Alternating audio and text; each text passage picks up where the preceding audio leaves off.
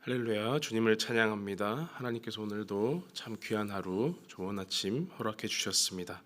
이제 기도함으로 4월 22일 매일 주심 기도회 시작하겠습니다. 살아계신 주님, 진실로 살아계셔서 살아있는 저희들의 모든 호흡을 주장하여 주시고 오늘도 눈을 뜨게 하여 주시고 정신을 차리게 하여 주시고 주님 전으로 주의 말씀 가운데로 기도의 자리로 나오게 하시니 감사합니다. 하루하루 평범한 것 같은 이 하루를 주님 앞에 감사함으로 올려드릴 수 있는 저희가 되게 하여 주시옵소서. 주님께 감사하며 예수님의 이름으로 기도하옵나이다. 아멘. 하나님 말씀은 고린도전서 3장 1절에서 15절 말씀입니다. 고린도전서 3장 1절에서 15절 말씀 봉독해 드리겠습니다. 형제들아, 내가 신령한 자들을 대함과 같이 너희에게 말할 수 없어서 육신에 속한 자 곧 그리스도 안에서 어린아이들을 대함과 같이 하노라.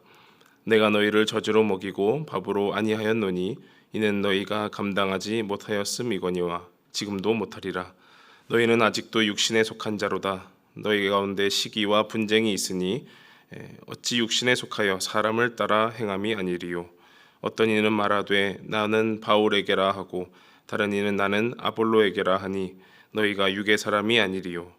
그런즉 아볼로는 무엇이며 바울은 무엇이냐? 그들은 주께서 각각 주신 대로 너희로 하여금 믿게 한 사역자들이니라. 나는 심었고 아볼로는 물을 주었으되 오직 하나님께서 자라나게 하셨나니 그런즉 심는 이나 물 주는 이는 아무것도 아니로되 오직 자라게 하시는 이는 하나님뿐이니라. 심는 이와 물 주는 이는 한 가지이나 각각 자기가 일한 대로 자기의 상을 받으리라. 우리는 하나님의 동역자들이요 너희는 하나님의 밭이요 하나님의 집이니라. 내게 주신 하나님의 은혜를 따라 내가 지혜로운 건축자와 같이 터를 닦아두매 다른 이가 그 위에 세우나 그러나 각각 어떻게 그 위에 세울까를 조심할지니라. 이 닦아둔 것 외에 능히 다른 터를 닦아둘 자가 없으니 이 터는 곧 예수 그리스도라. 만일 누구든지 금이나 은이나 보석이나 나무나 풀이나 짚으로 이 터 위에 세우면 각 사람의 공적이 나타날 터인데 그 날이 공적을 밝히리니 이는 불로 나타내고 그 불이 사람의 공적이 어떠한 것을 시험할 것임이라. 만일 누구든지 그 위에 세운 공적이 그대로 있으면 상을 받고 누구든지 그 공적이 불타면 해를 받으리니 그러나 자신은 구원을 받되 불 가운데서 받은 것 같으리라. 아멘. 고린도전서 5번째 시간으로 우리 3장 1절에서 15절의 말씀을 읽었습니다. 어제 읽었던 2장 후반부에서는 바울이 두 종류의 사람에 대해서 언급을 했습니다. 하나는 육에 속한 사람, 또 하나는 신령한 사람에 대해서 영에 속한 사람, 또 육에 속한 사람 이렇게 두 가지를 구분해서 소개를 했었는데요. 육에 속한 사람은 성령의 일들을 받지 않는 사람이다. 그리스도의 십자가를 어리석게 여기는 사람이다. 이렇게 말을 하고요. 신령한 사람은 그리스도의 마음을 가지고 하나님의 일을 영적으로 분별하는 사람이다. 이렇게 말씀을 하였습니다. 하나님의 속에 있는 것을 알려면 누가 알려주셔야 한다 그랬죠? 하나님의 영이 알려주셔야 된다고 말씀을 드렸습니다. 왜냐하면 사람의 속에 있는 것도 알려면 사람의 영이 말을 해야 하듯이 하나님 안에 깊은 것, 그 성령께서 하나님의 깊은 것을 통달하시는 성령께서 말을 해주시는 것을 알아야 우리가 알 수 있다고 했는데 그것을 알아듣는 사람, 그것을 받는 사람이 곧 신령한 사람이다라고 한 것입니다. 바울이 이렇게 두 종류의 사람을 구분해서 설명한 이유가 있는데요. 바로 그리스 철학의 영육 이원론 때문입니다. 그리스 철학의 모든 그 사조를 한마디로 설명하기는 불가능합니다. 그러나 큰 틀에서 보면 이 영육이 다르다, 이원을 한다는 건데요. 육신은 약하고 영혼은 선하다라는 개념입니다. 육신은 그저 이 땅에서 우리가 입고 있는 옷이다, 몸이다라는 개념이고요. 즉 한마디로 가짜다라고 보는 것입니다. 또한 반대로 영혼은 진실하며 진짜이고 이데아라고 부르는 그 천국을 향해 가는 것이 영혼이다라고 하는 겁니다. 그래서 육신은 죽어서 썩게 되고 영혼은 이데아로 이렇게 올라가는 거죠. 그래서 이 땅에서 어떤 일을 할지라도 상관이 있겠습니까? 없겠습니까? 상관이 없는 거예요. 네. 이 몸으로 어떤 일을 하더라도 상관이 없는 거예요. 왜냐하면 죽어서 영혼이 이데아로 가면 되는 거니까. 그래서 나중에 등장하는 고린도 교회 문제 중에서 여러 가지 음행이나 이런 관련한 여러 가지 문제들이 이 그리스 철학의 영향을 받게 되는 겁니다. 이런 배경 속에서 오늘 본문 특히 1절에서 4절에는 바울이 고린도 교회를 이 영육이원론에 빗대서 설명하는데요. 한마디로 말을 하면 고린도 교회는 육에 속한 자이며 아직 어미의 젖을 먹는 어린아이와 같다라는 말로 요약할 수 있겠습니다. 육에 속한 자로서 시기와 분쟁을 일삼고 바울, 아볼로 등 사람을 따르는 육신을 따르는 속한 자다라고 바울이 평가를 합니다. 그래서 성령이 하나 되게 하신 그 공동체를 온전히 이루지 못하고 서로 경쟁하고 질투하고 미워하는 그 무리들이 바로 너희들이다라고 한 것이죠. 마치 장성한 어른처럼 밥을 꼭꼭 씹어 먹고 삼키고 소화시키는 것이 아니라 아직도 어미의 젖을 물려야 하는 연약하고 미숙한 공동체라는 것이 바울의 판단이었습니다. 하나님 앞에서 바울이나 아볼로나 또 게바나 다른 어떤 인간 사역자들이 무슨 차이가 있겠습니까? 둘 다 하나님의 부르심에 이끌려서 하나님이 원하시는 곳에 하나님의 때와 장소에 맞게 쓰임에 맞게 또한 복음 전파를 위해서 최선을 다하는 그런 사역자들이겠습니다. 물론 성향이 다르고 지식이 다르고 전달하는 방식이 다르고 생김새도 다르겠지만 각자의 부르심에 맞게 하나님의 집을 세워가는 그런 동역자라고 볼 수가 있겠습니다. 그래서 고린도 교회를 세운 바울이 하나님의 밭에 씨앗을 심었다면 아볼로는 물을 주는 사람이라고 볼 수가 있겠습니다. 줄기와 잎사귀가 열리고 열매를 맺도록 자라게 하시는 누구라고 하셨죠? 하나님이라고 했습니다. 씨앗을 심는 이도 있고 물을 주는 이도 있고 가지치는 이도 있지만 궁극적으로 자라게 하시는 분은 하나님이시다라고 바울이 말을 합니다. 3장 9절의 말씀에 바울은 이렇게 선언을 합니다. 우리는 하나님의 동역자들이요 너희는 하나님의 밭이요 하나님의 집이니라. 즉 고린도 교회는 하나님 앞에서 귀한 열매를 맺어야 할 하나님의 밭이요 또 하나님이 거하시며 그의 백성들이 평안과 안식을 누리는 하나님의 집이어야 한다는 겁니다. 그 밭과 집을 세우기 위해서 바울과 아볼로 그리고 많은 사역자들이 그 고린도 교회 공동체 안에서 하나님의 동역자로 부르심을 받은 것이죠. 우리가 밭을 일구거나 또 농사를 짓고 또 터를 닦고 집을 세우는 과정에서 모두가 같은 역할을 할 수는 없을 것입니다. 누구는 재료들을 들고 힘을 쓰고 기초적인 일을 해야 하고요. 누구는 또 전체적인 또 조망을 관장해야 할 것입니다. 누구는 직접 손에 도구를 쥐고 이렇게 망치질도 하고 못도 받고 해야 하고요. 누구는 그 도구를 건네주기도 하고 또 정리하기도 해야 합니다.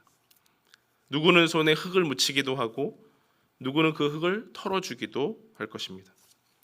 이렇게 각자에게 주신 그 은사에 따라서 우리가 지혜롭게 밭을 가꾸고 집을 세워나가야 할 것입니다. 우리 교회에도 하나님이 허락해 주신 직분이 있고요. 각자의 위치와 사명이 있는 줄로 믿습니다. 교회 구성원이 전부 다 바울 같은 역할만 하면 어떻게 되겠습니까? 다 말만 하면 어떻게 되겠어요? 누구는 또 일을 해야 하고, 그렇죠? 누구는 또 안 보이는 데서 열심을 다해야 하고, 각자 자기의 위치가 있을 것인데 교회 공동체가 이 집이 잘 세워질 수가 없게 되겠죠. 또한 한 분 하나님을 그 공동체가 섬기지 않고 한 마음으로 섬기지 않고 인간 지도자를 따라서 나는 이 사람이 좋아, 나는 저 사람이 좋아, 나는 이 무리가 좋아, 나는 저 부소가 좋아, 이렇게 나뉜다면 어떻게 되겠습니까? 네. 모든 것의 결말을 다 예언할 수는 없지만 오늘 본문을 통해서 한 가지 확인할 수 있는 것은 하나님께서 우리 각자의 삶을 다 밝히신다라는 겁니다. 그 각자의 삶을 오늘 말씀에서는 공적이라고 표현을 하는데요.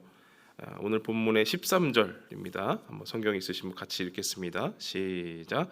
각 사람의 공적이 나타날 터인데 그 날이 공적을 밝히리니 이는 불로 나타내고 그 불이 각 사람의 공적이 어떠한 것을 시험할 것임이라.